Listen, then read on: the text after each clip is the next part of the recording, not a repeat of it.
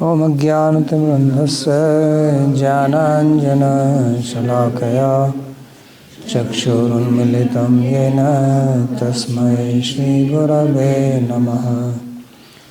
वन्देऽहं श्रीगुरोः श्रीयुतपदकमलं श्रीगुरून् वैष्णवांश्च श्रीरूपं साग्रजातं सहगण रघुनाथान्वितं तं सजीवं साद्वैतं सावधूतं परिजनसहितं श्रीकृष्ण चैतन्यदेवं राधा कृष्ण पादान् सहगण ललिता श्रीविशाखान्वितांश्च।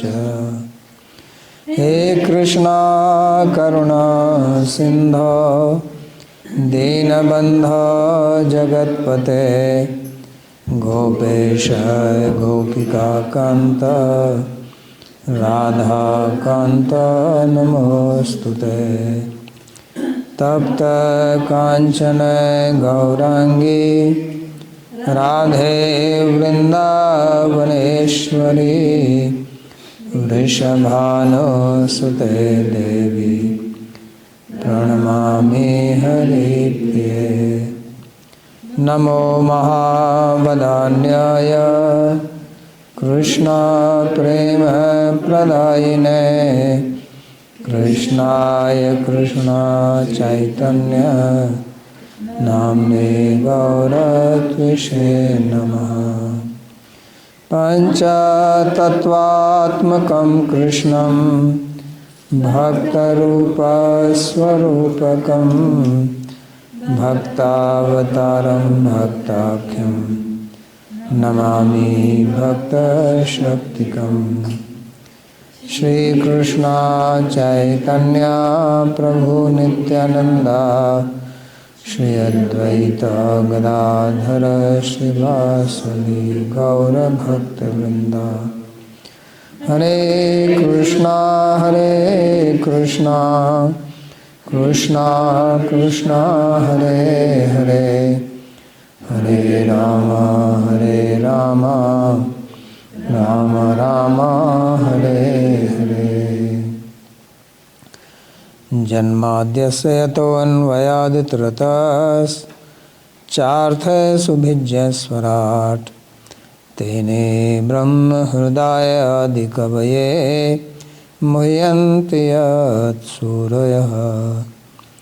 तेजो वारिमृदां यथा विनिमयो यत्र त्रिसर्गो मृषा धाम्ना स्वेन सदा निरस्तकुहकं सत्यं परं धीमहि। नारायणं नमस्कृत्य नरं चैव नरोत्तमं देवीं सरस्वतीं व्यासं ततो जयमुदीरयेत्। स्वस्ति अस्तु विश्वस्य खलः प्रसीदताम् ध्यायन्तु भूतानि शिवं मिथो धिया।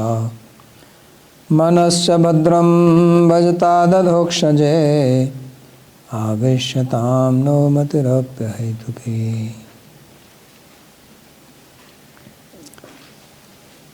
We are reading from Sri Priti Sandarbha. It's continuation of Anucheda number 1.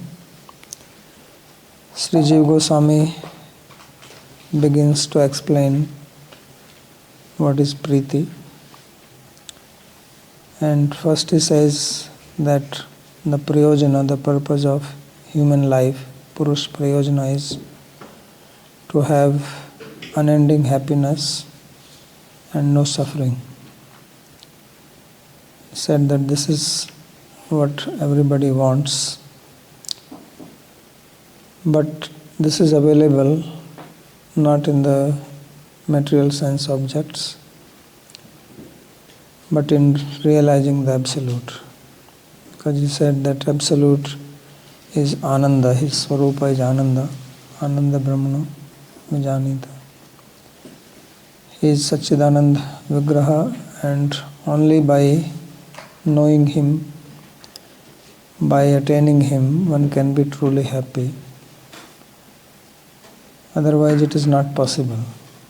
Because if you want water, and you have to go to the source of water. You cannot search water in the desert. You will not find it there.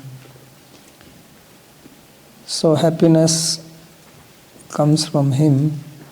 He is the Ananda Vigraha. Therefore it has to be gotten from Him and not from anywhere else. So for that he did this analysis or comparison of various types of happiness, different levels, 10 levels, each one superior to the previous one 100 times. And then he said that the happiness of Brahman or the absolute reality is beyond everything. Yato vacho nivartante aprapya manasasa. So that's what we studied, and now he is going to talk about the situation of the living being. Why do we suffer? What is the root cause of our suffering? So any question on the previous class? Yes, Aditya.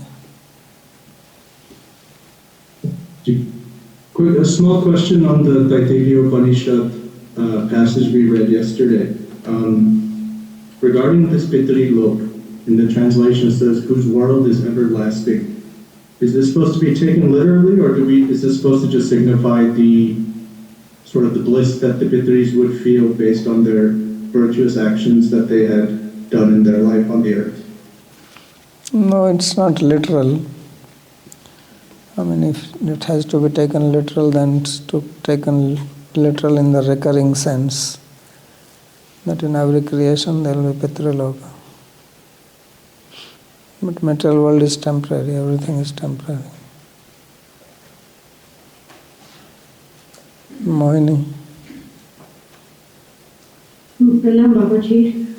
I have a question. I deliberated on that point of yesterday, and I have a few follow-up questions, and also first, if you can correct or confirm my conclusion, or if my process of conclusion is correct. So the Jiva, or the soul, is looking for happiness, and that's the need of the soul. So it is wrong to say that this need is based on a knowledge which is in the Atma. Is this correct? Yes. Okay. So the follow-up question is, when someone hears about Bhagavatam or the conclusion about Bhakti, and when this soul feels like, oh, this is correct, and this soul has the feeling or the presentiment that what I heard about Bhakti and Bhagavan, this is correct. What is this called? Is this a knowledge, or from where is this coming from? Or another example, every human being has the sense of, I should not kill someone else. So this is like a knowledge which is inside. So from what is this called? What do you mean, what is it called? What is the name of this knowing that I know I should not kill someone? Or when I hear about Bhakti Siddhanta, then I know, okay, this is correct. From where this knowledge comes? And what is this called? Just like if you go to a doctor, you're sick and doctor says you should take this medicine, you have this sickness. So what is the big philosophy about it? You are hearing from that person, and that person is telling, the doctor is telling you that take this medicine, this will cure your disease. So what is the question, what is it called? You're just getting knowledge from the doctor who is telling you how to cure your disease. Okay, but then I know, in my opinion, this cannot be, it is not so logic, because when I hear about Bhakti, I have the feeling like this is right. I was searching for this. So is this coming from a knowledge which was already there, like this presentiment or premonition, to have the feeling that what is being spoken and discussed in the context of bhakti, that this is correct for me?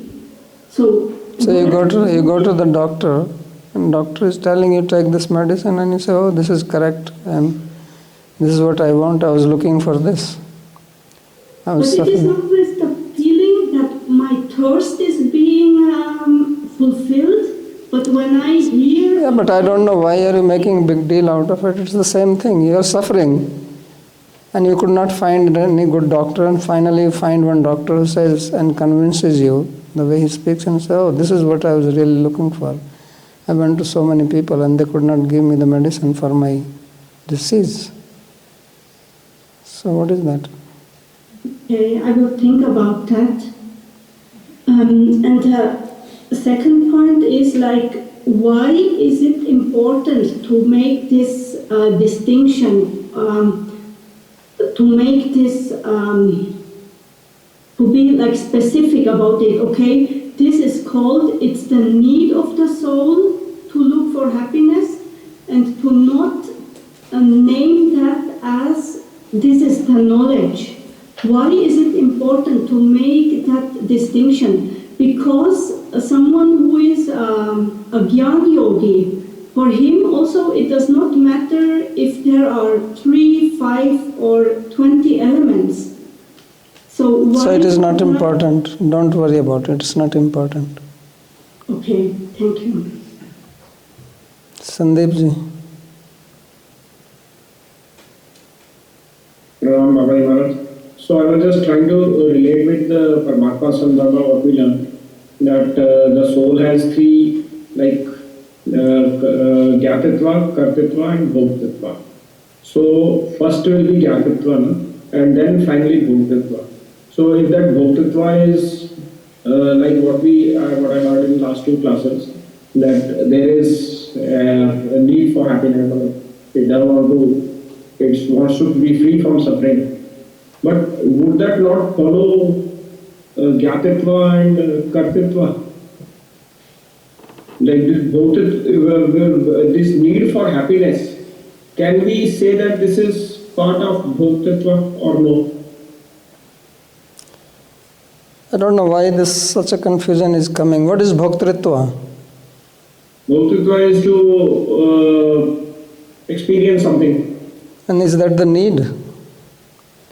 Experience and need are same things.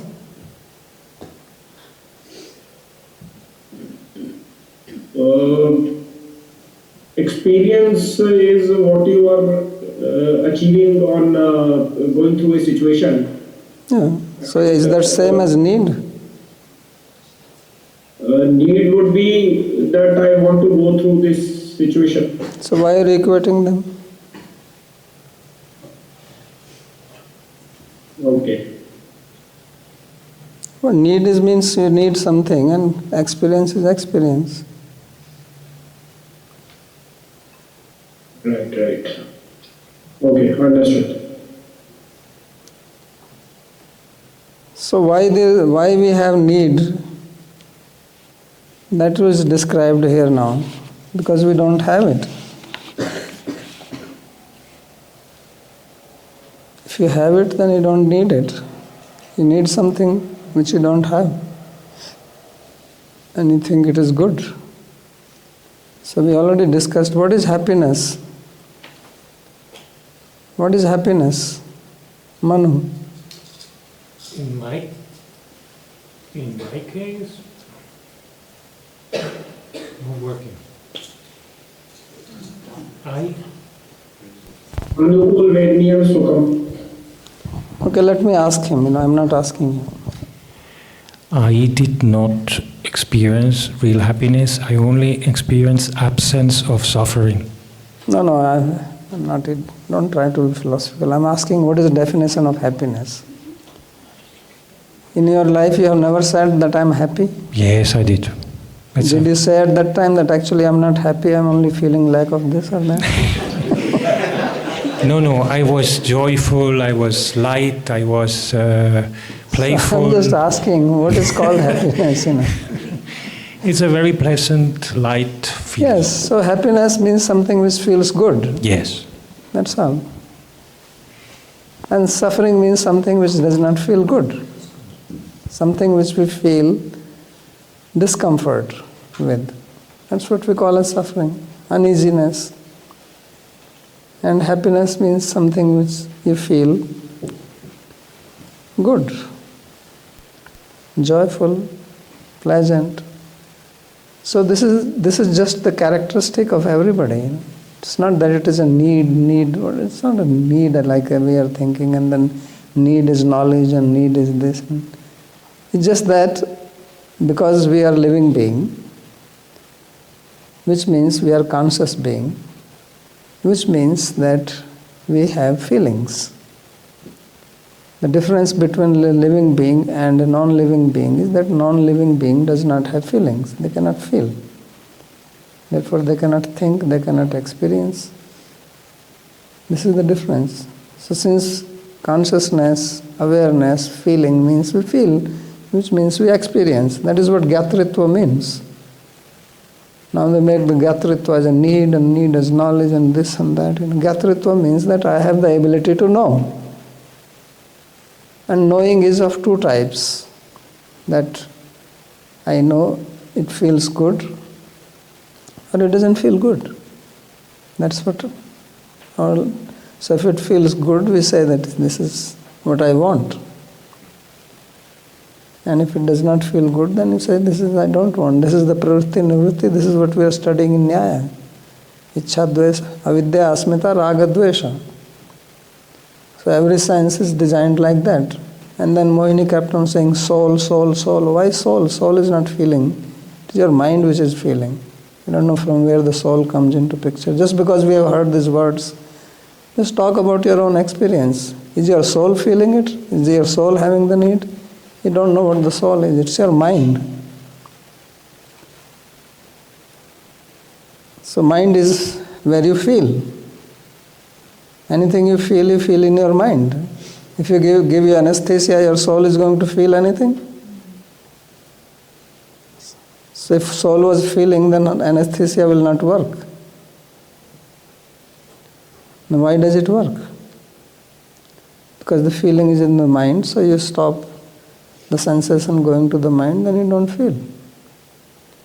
So now you say soul is Satchidananda, so what happened at that time when there is anesthesia? So all this feeling, all this is happening in the mind. And mind works on the binary system of like and dislike. You must have studied in the Vedic psychology classes. I think you did already mind, right? This is the basic characteristic of mind. Like, dislike, raga, dvesha.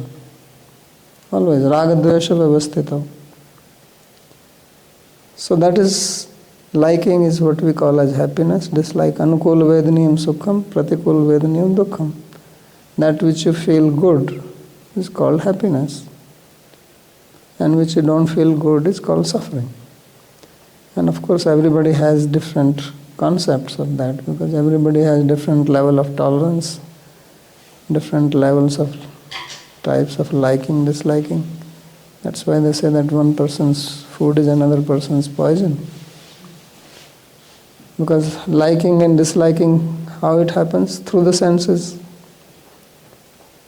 And the beginning is through the senses and sense objects.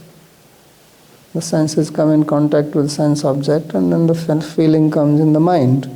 Mind immediately labels it. I like it, I don't like it, without even knowing. Child does not know what he is eating or what he is being given, but child can also feel whether it is favorable or not favorable, likable or not likable. He may not know anything about it. Because to feel that, you don't need to know. So that's how it is. So therefore we obviously then pravritti is that I want to have the good feeling, and nivritti is I don't want to have bad feeling. I don't want to have feeling which makes me feel bad, discomfort. That's how human psychology works. There's nothing more than that. Everything is rotating around this. And with that, so many branches come. But this is the core issue. Therefore, he said that Purush Prayojana is this. That what everybody, Prayojana means what everybody is trying to get. So he said that Purush Prayojana Tavat Sukh Prapti Dukh Nivritti. Very simple. You don't need any big philosophy for this. And you don't need that only some very highly intellectual people will understand this. Anybody will understand this. So, Sukh Prapti, Dukh Nivritti, this is the Prayojana. Means this is purpose, this is what we are trying to get. So now you can call it need, this, that, whatever word you want to use, but we use the word Prayojana. And this is what we want. Everybody is looking for this, everybody is searching for it. All our actions are towards this. And the reason for this is because we are conscious being. And consciousness means knowing or sensing. And sensations or feelings are primarily of two types. Good and bad, likable, not likable, simple. Then there is further varieties in that. That is a different thing, but primarily these two. So then he said that this, in the material world, everything is temporary. Suffering is also temporary. Enjoyment is also temporary. But that is not satisfactory to us. Because if we want something which makes me feel good, I don't want that it stops after some time. I want that it continues. So then he said that this is possible in Bhagavad Priti. That's how he made his statement. Sri Bhagavad Pritavatu Sukhatvam Dukh Nivartakatvam Atyantikam. So this is what he is going to develop on. This statement that Priti of Bhagavan gives you unending happiness and no suffering. It removes your suffering and it gives you happiness which has no end. So the suffering is removed once for all and happiness is unbroken. That is Bhagavad Priti. So now, therefore he is writing Priti Sandarbha to explain that. So to make us understand what is it, and he will go in very detail. First he says, let's analyze what is happiness. So he goes to Taittiriya Upanishad and brings that one unit of happiness, and then Manus Gandharva, Dev Gandharva, and so on. Goes on. And then ultimate limit of happiness, he comes to Brahmananda or Bhagavan, Raso Vaisa. He did not cite that, he will refer to that later on, but he came Yato Vacho Nivartante, that happiness which is in Bhagavan is indescribable, it is ineffable. You cannot even conceive of it, because how can we conceive? You can only conceive if you have experienced something like that. We don't have any experience of it. So therefore, both speech and mind are incapable. Yato vacho nivartante aprapya mansasaya. Mind also cannot conceive. And if mind cannot conceive, speech cannot speak. Speech only expresses what your mind can feel. So that is what Priti is. So you understand now the problem with the Priti? That it is inconceivable and inexpressible. But still people say, I love you.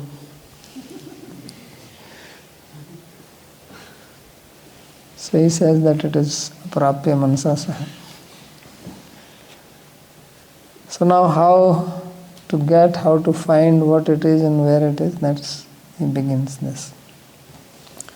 So he says, atha jivascha tadiyopi tajgyan samsarga bhav yuktatvena तन्माया पराभूतः सन आत्मस्वरूप ज्ञान लोपान माया कल्पित उपाधि आवेशात् अनादि संसार दुखेन संबध्यते इति परमात्मा संदर्भादौ एव निरूपितम अस्ति. So this is a very important statement which he has made similar statement in Paramatma Sandarbha and Bhakti Sandarbha also. So this is to be understood clearly. So he says the individual living being, Jiva, although belonging to the Supreme Reality by its constitutional nature, is overpowered by the latter's deluding potency Maya due to the Jiva's being adjoined to the beginningless prior absence of awareness of the reality. So this is the root problem, this samsarga bhav, that we do not have knowledge of the Supreme, what to speak of Priti of the Supreme. We have samsarga bhav, which here means praga bhav, means prior absence. And prior absence is very important word, that's why Nyaya has some important role to play in bhakti. Because if it was anyonya bhava, then you will not have this inclination for happiness. But because he says it is not anyonya bhava, but it is samsarga bhava, it is pre-absence, praga bhava, which indicates that this can come here. Atra ghato bhavishyati. So when there is a ghata prag bhava, means that ghata is going to happen here. So that's what he says. So this is something which is also inconceivable, that Maya is jada, is inert. It is made of three gunas. And Jiva is a conscious entity. So how can a conscious entity be overpowered by something which is unconscious? So this is inconceivable. Sayam bhagavato maya yannena viruddhyate. So this is what Maitreya Rishi said, Ishvarasya vimuktasya karpanyamut bandhanam. That this is the maya of Bhagavan, that it is illogical, or it acts contrary to logic. So this contrariness to logic is that how is that conscious living entity becomes overpowered by the inert matter. Ishvarasya vimuktasya, that Jiva is Ishvara, means it is free from it and liberated, but it becomes bound and karpanya and comes into a very pitiable situation. So this is Maya's job. There is nothing else which can explain. If it was explainable by some logic, then it will be easy to get out by another logic. So it is not logical because it is by Maya. And Maya can act, means Maya can do something which can defy logic. So just like the wave and particle theory, it defies logic because this is the Maya's game. So he says the individual living being, although belonging to the Supreme Reality by its constitutional nature.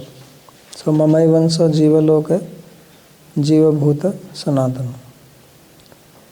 So it is part of Bhagavan, is overpowered by the latter's deluding potency, Maya, due to Jiva's being adjoined to the beginningless prior absence of awareness. Why Maya overpowers? Because the Jiva does not have knowledge of Bhagavan. And this has no beginning. So this is again because it has no beginning, so when did it overpower? There is no such causal relationship. It is just to explain. Because if everything has a cause and effect relationship, then it will never come to an end. Somewhere it has to begin, where beyond that you cannot ask What is the cause of that? Otherwise, it will be ad infinitum. There will be there is no end to that.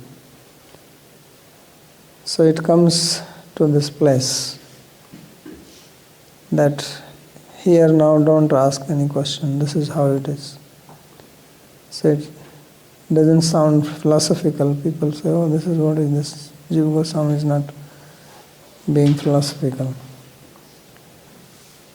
So this is philosophical, but philosophy is not just cause and effect. So this deluding potency and beginningless ignorance, they're basically same. You can say it is Maya and then it's covering, or it is because Maya is covering, therefore it is like this. It doesn't matter. The point is that the Jiva does not have knowledge of the Absolute. And it is because it does not have the knowledge, therefore it is covered. So there are two parts. One is that we lack knowledge, and second is that we have wrong knowledge. Because if I lack knowledge, then only I can have wrong understanding.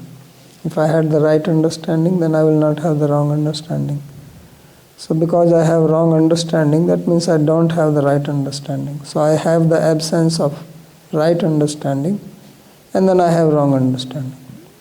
So that is the meaning when Sri Krishna says, Ajnanena avritam jnanam, tena muhyanti jantava. So this, our awareness is covered, means our awareness is having a lack of proper knowledge, and then it is identifying, that is the covering. So this covering therefore is outside, because if it is covered, it cannot be part of it. You cannot be covered by yourself. Your body is covered by cloth, so you are not cloth. Cloth is not your part, therefore it can be removed. So, jnanena tu tadajnanam yesham nasitam atmana. So therefore when knowledge comes, then it can be removed, because it is not within our inner core, in our swarupa. It's not part of our inner being. So therefore it can be taken away. So that is the significance of it. But it cannot be taken away by our own effort, because we don't have the knowledge. And because we don't have the knowledge, that's why she is catching us. And that knowledge cannot come from our own effort. So Purushasya Atma Vedanam, Anadya Vidya Purushasya. So Svatona Sambhavat. Anadya Vidya Yuktasya Purushasya Atma Vedanam, Svatona Sambhavadanya Tattvagyo Jnanado Bhavet. So Jnanam, Svatana Jnanam Pancham. Bhakti Vairagyam Evacha. It is not possible that we can become self-realized by our own effort. Some have propagated like that you can just do sadhana. Why do you need guru? Why do you need shastra? You are self-sufficient. So you can make your own path and become perfect. So that is not going to happen for sure. Because you will not even know what is your problem. Unless we hear this, how will we know? When we are already under the condition of Maya, then how are we going to use those very instruments of Maya to get out of Maya? Maya will not allow you. It's like you have been arrested by somebody, and then you think that you are going to get out of this by his help.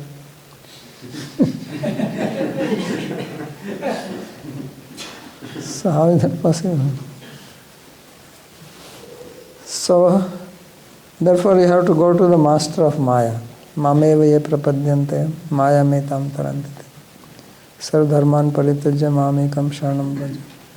So this is the only solution. Without it, there is absolutely no possibility of anything else. Whether we like it or we don't like it, we accept it or we don't accept it. That's up to us. But this is the only way. And if we don't accept it, okay, samsara is going to go on. Pitraloka, as you said, is eternal. So you can have your travel to Pitraloka. Come back, now they are having space travel. So maybe they will have a tea stop at the Pitriloka. Pitriloka, maybe they will have a pizza party there. Come back. But you will be coming back for sure. You cannot stay there.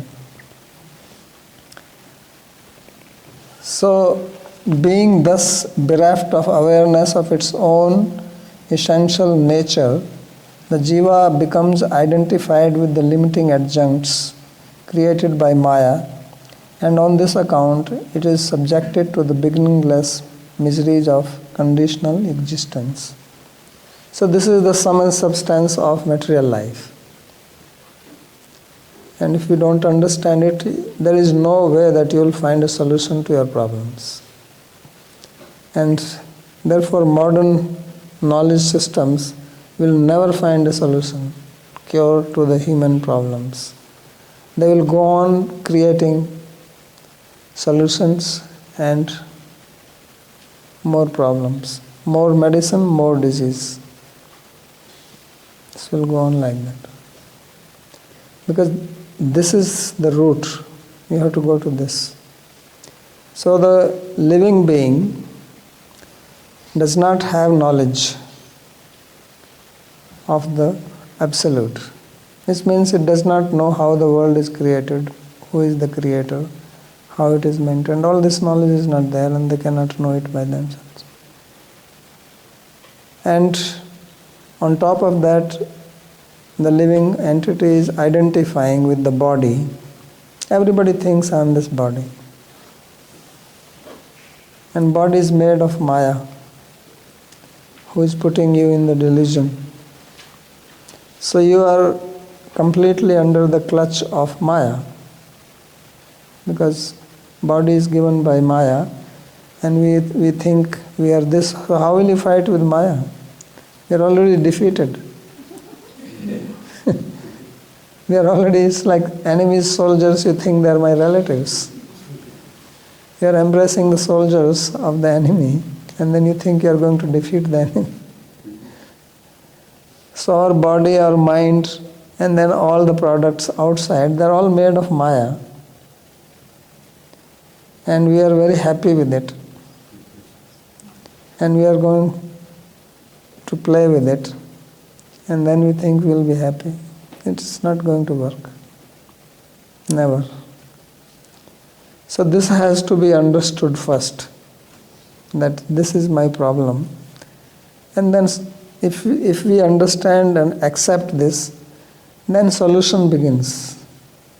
If we don't understand it clearly, or if we don't accept it, because you may understand what is being said, but I don't believe in this. So then you will not take to the solution. So that's why it is very important to ingrain it and remove any doubts, if there are any, in relationship to this. So this was stated in Paramatma and Bhakti Sandarbhas. So this already came earlier. So it says, Tata idam labhyate param tattva sakshatkar lakshanam taj jnanam eva paramananda prapti saiva param purushartha. You see, Jiva Goswami is not writing pages and pages. He is giving the tattva very clearly in very succinct manner, explicit. No storytelling here, there.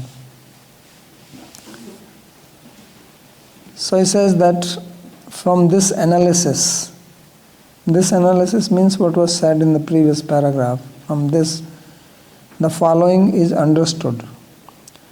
Awareness of reality, characterized as the immediate intuition of that supreme reality, Param Tattva, is itself identical to the attainment of supreme bliss. So just to have that realization of the supreme, that Param Tattva Sakshatkar Lakshanam Taj Jnanam. Jnanam here is not theoretical Jnanam, because knowledge is of two types. One is theoretical understanding, other is the experiential. So he says knowledge, Taj Jnanam, means knowledge of the absolute. But what kind of knowledge? Sakshatkar. Means you have to have experience of it. So he says that is the supreme happiness, Paramananda Prapti. And this is the Param Purushartha. This is the supreme goal of our life. Why? Because earlier he said that the Purus Prayojana, the purpose of life, is to attain happiness.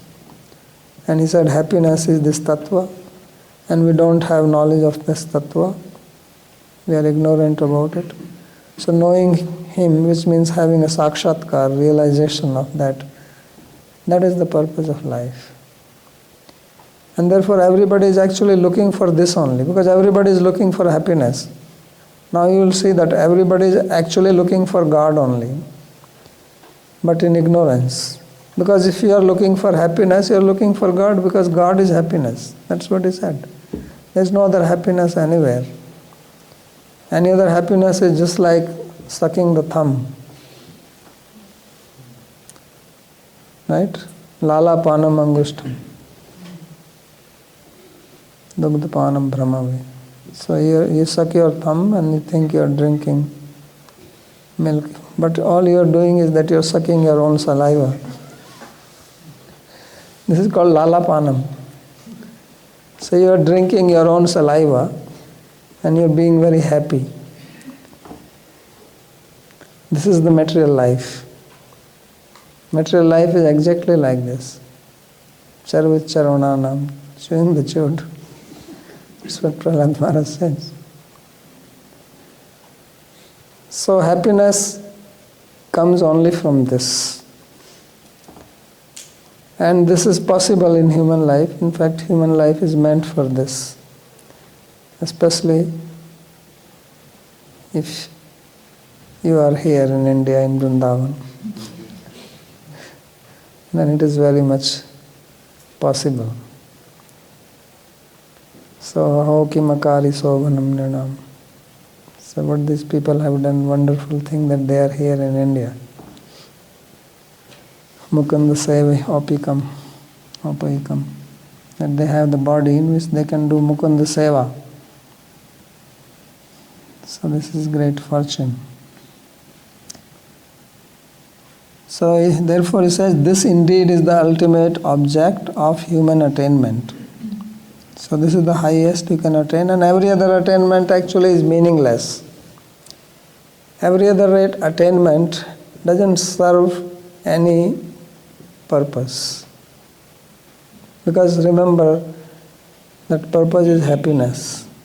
So anything you achieve, it doesn't give happiness. The outcome of all your other achievements is depression. No matter what you achieve, the end result will be said, okay, you may just tolerate it and not speak your inner feelings and take something and say, no, I'm happy. But if you are happy, why are you taking this substance in which there is no substance?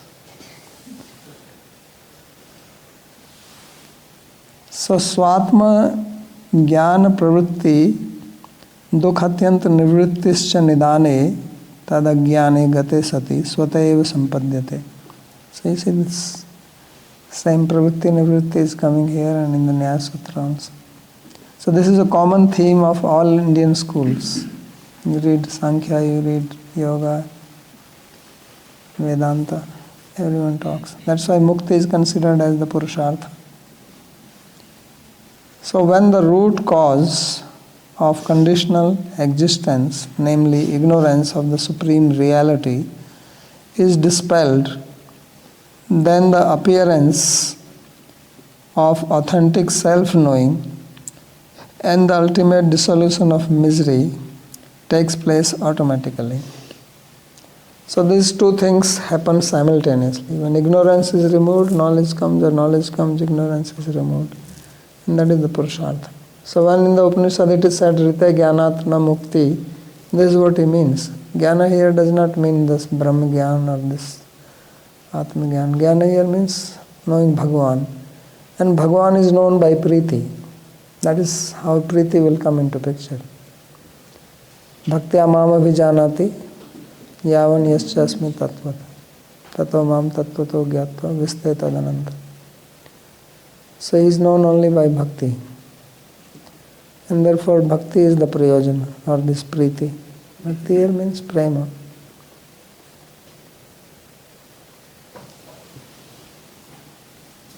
So पूर्वस्याः परम तत्व सप्रकाशता अभिव्यक्ति लक्षण मात्रात्मकत्वाद उत्तरस्याश्च ध्वंसा भाव रूपत्वाद अनश्वरत्वम्. So now he says that when we know that the root cause of our problem is ignorance, so the root cause is not the original sin. This is the major difference between Abrahamic religions and Sanatana Dharma.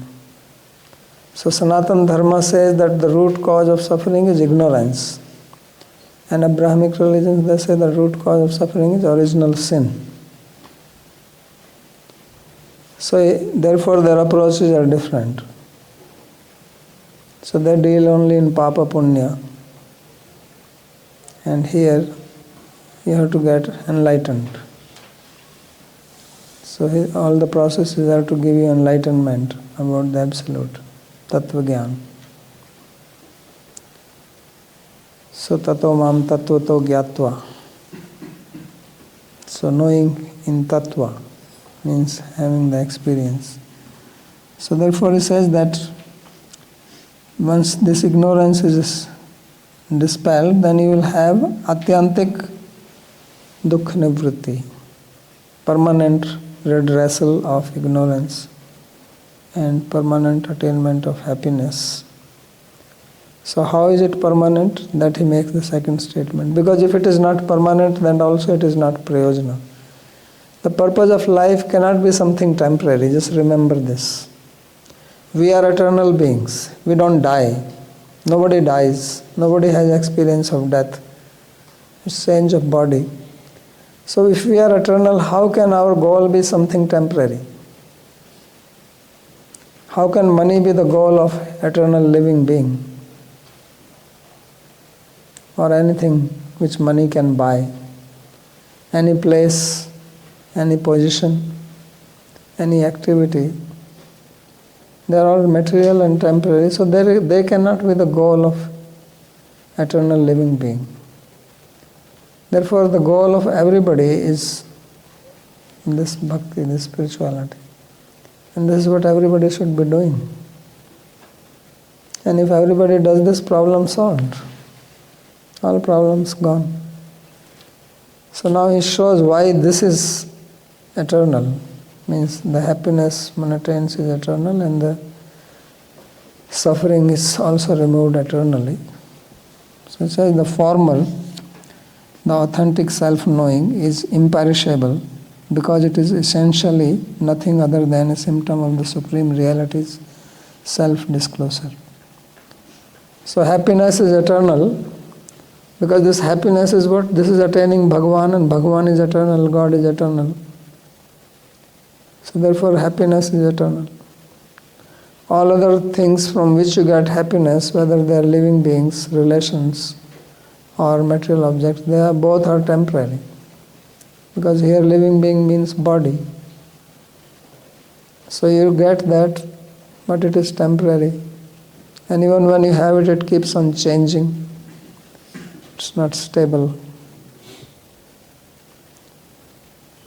But if you attain Bhagavan, then Bhagavan is not going anywhere, nor is he getting old. He remains same.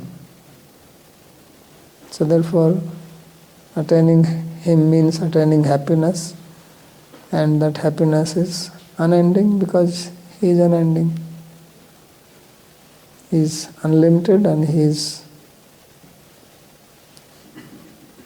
Amara, Ajara, Vishoka. So therefore he says that the first, because there are two things he wants to show, that the happiness you will attain is eternal and your suffering will also come to an end eternally.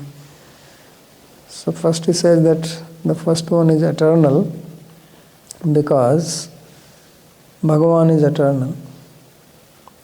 And for the second one he says, the latter, whereas the latter, the ultimate dissolution of misery is imperishable because misery is then relegated to the state of post non-existence, meaning the permanent absence of misery after its destruction. So that is the dhvamsa bhav. So like if you break something, then that non-existence after or absence after the breaking of something is permanent. It's not going to come back again. So when the misery is removed, then there is no possibility of it happening again. So therefore it is atyantik. And that's why this is the goal, because the goal of life is has to be something which is eternal. So some people also worship devas. That's why worship of deva is not the prayojan, because devas are also temporary. It's only Bhagavan.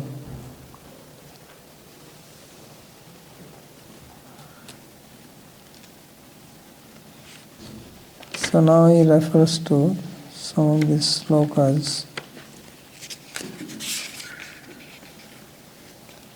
He says, Uktam cha purvasyaha param purusharthatvam dharmasya yapurgasya ityadina. So the following series of verses establish the appearance of authentic self-knowing swatma gyan pravritti as the ultimate object of human attainment. So tachar dadhana muniya jnana vairagya yuktaya pashyanti atmani cha atmanam bhaktya shruti grihitaya. So here you start with verse number, here do the start, I think 7 or 8, something like that, 9 to 12. So dharma, the intent of which is liberation, is certainly not meant for material prosperity. Prosperity, which is the unfailing attendant of such dharma, is assuredly not meant for the fulfillment of desire. So it has been attested to by contemplative sages. The fulfillment of desire, meaning the willful appropriation of sensory objects, is not meant for sensual pleasure, but only for requisite life sustenance. The purpose of life is to inquire into the absolute truth and not to procure the worldly benefits attainable through virtuous or prescribed action. Those who have directly realized the absolute reality declare that alone to be the absolute reality, which is non-dual consciousness. That reality is denoted as Brahman, as Paramatma, and as Bhagavan. The sages endowed with resolute faith directly perceive that very non-dual reality, the self, within their own pure cognitive ground, Suddha Chetsi, by bhakti imbibed through hearing, the self-revealed truth teachings, and invested with immediate awareness and freedom from all attachment. So this is the process he is giving, that it is through bhakti, bhaktya srut grihitya, pashyanti atmani cha atmanam. So this is stated in the very beginning of Bhagavatam, second chapter. This is how Bhagavatam is so wonderful. In the very beginning, it begins so powerfully. Just like Jiva Goswami writes in 2-3 sentences the whole essence, Bhagavatam does the same thing. Second chapter, everything is already revealed, the whole process, the result, how it begins, complete. If one can understand even just second chapter of Bhagavatam, first canto, one will know the truth.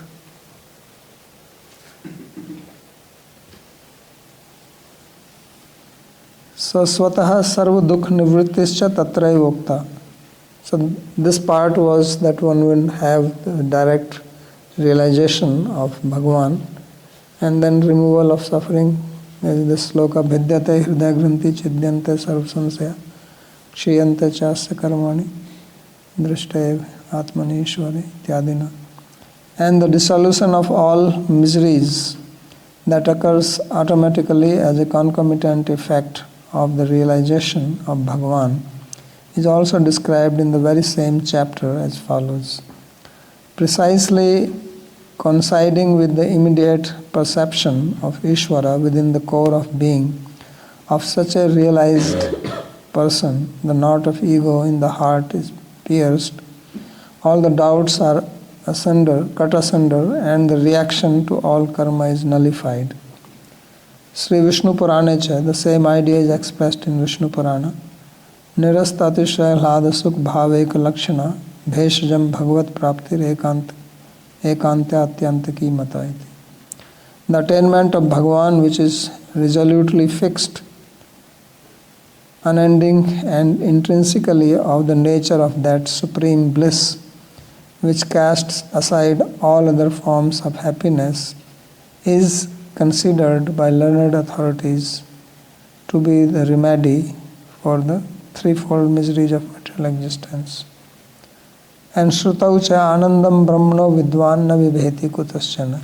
And in the Tatriya Shruti as well it is said, one who has realized the bliss of Brahman does not fear anything. Because fear comes when we are in ignorance. Bhayam ditya bhinivesta shadi shadapetasya viparya smriti.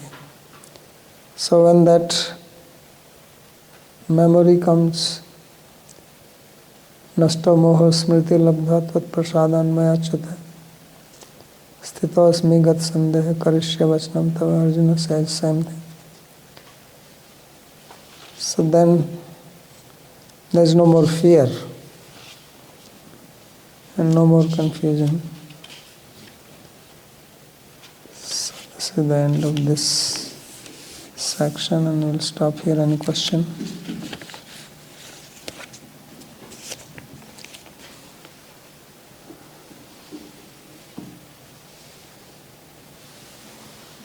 Yes, Tanvani. This jnana sansarga abhava, he presents it as a hetu, a cause of being overpowered by Maya. Yeah. And so it follows then that if you get that jnana, if you have sansarga bhava, then you cannot be covered by Maya because the hetu is gone. So this also proves that Priti cannot be inherent because it's the absence that is the hetu for being covered by Maya. Yes. Prashant.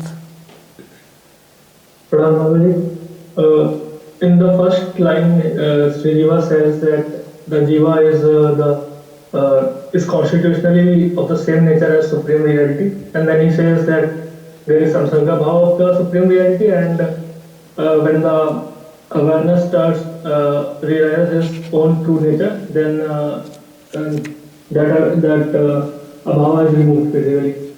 So my question is, what is this constitutional nature which is same between the Atma and Bhagavan? And there are like some yogis who do not do sadhana for Bhagavan, but they want to realize their own Atma. So in that case, would that be considered as samukhyata towards Bhagavan? So I think you are not first making a mistake. He's not saying that he has the same constitutional nature. He says it belongs to him. He's using the word tadiya, and translation says the individual living being, although belonging to the supreme reality by its constitutional nature. Means its nature or its swarupa is that it belongs to him.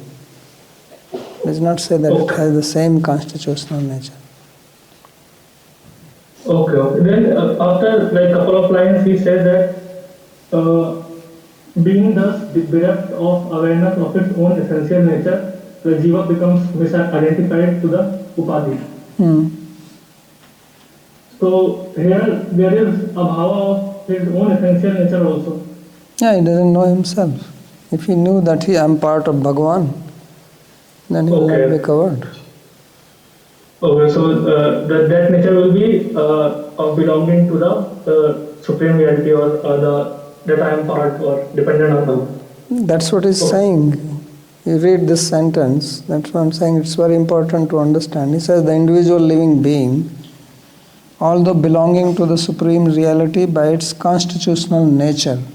So what does it mean that its constitutional nature is that it belongs to Bhagavan? So now when he says that because he is in ignorance of his constitutional nature, what does it mean? That he is ignorant, that actually I belong to him. And then I think I belong to this person, I belong to that person, or I want someone to whom I can belong. Right? When actually you already belong to Bhagavan. And it cannot be. So das bhuta hareraiva na nasya kadachana. Is a das of Hari. This is the constitutional nature. Okay. Thank you, Ravi. Yes. Here he's quoting this series of verses for establishing Swatma Jnana Pravritti, and it is starting from Dharmasya Apavargasya. So I am seeing there Apavarga is translated as liberation, so should we take it synonymous to Priti? You will come to that actually, yeah, Priti eva mukti, truly speaking. Sandeep ji, yeah, Priti sa eva mukti. Babaji, this second paragraph, I want a little more explanation on this, in the sense, namely, ignorance of the supreme reality is dispelled in the appearance of authentic self-knowing. Means when you have sakshatkar of Bhagavan. Okay, it is sakshatkar. Appearance of self-knowing is sakshatkar. So, that means experience, no? Yeah. That means Swatma Gyan is experience and Sakshatkar same thing. What is Gyan otherwise? What is Sakshatkar?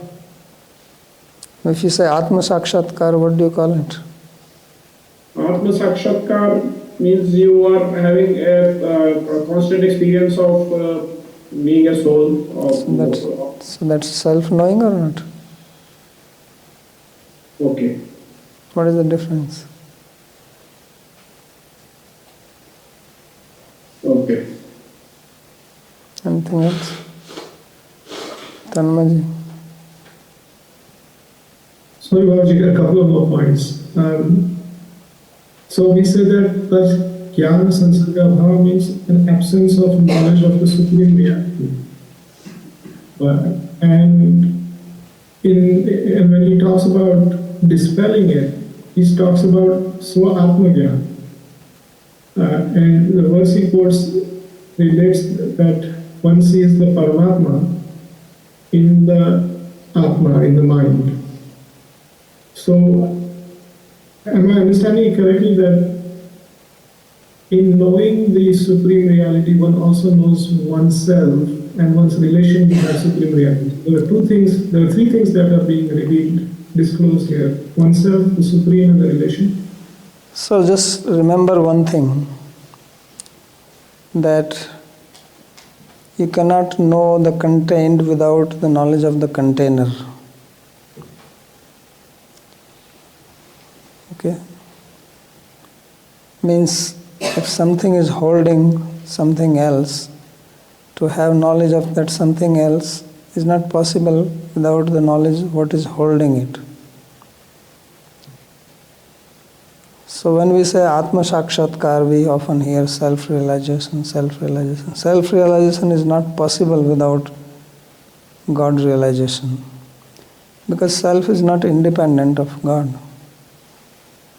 And if it is not independent, how will you realize Him without knowing on whom He is dependent? So that's why He said that He is Tadiya, Tadiya api. So if we belong to Him, if this is our constitutional nature, if it is our constitutional position that we belong to Bhagavan, then if I have to know my constitutional position, which is knowing myself, then I have to also know that part.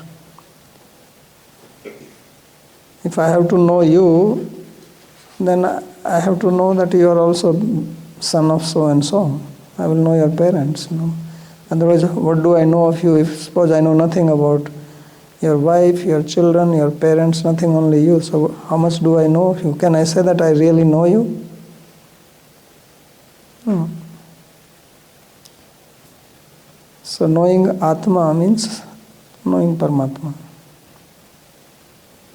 So that's why he says, Tat Shraddha Dhana Muniyo Gyan Vairagya Yuktya Pashyanti Atmani Cha Atmanam.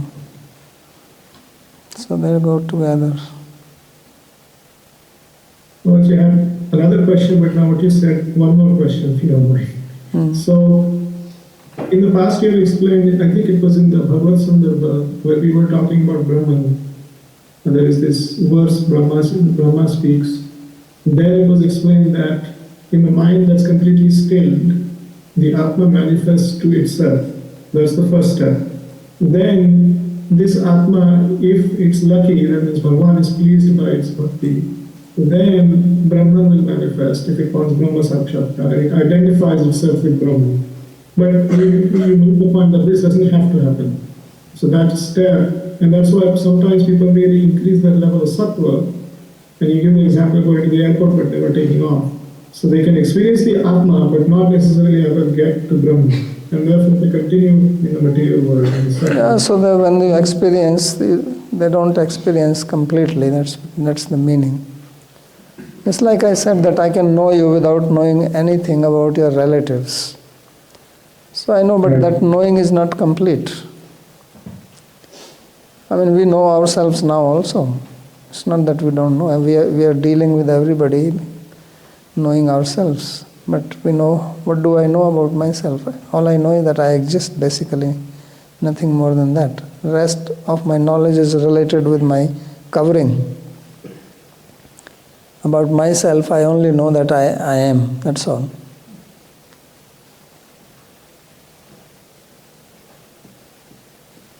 So that knowledge is not really complete.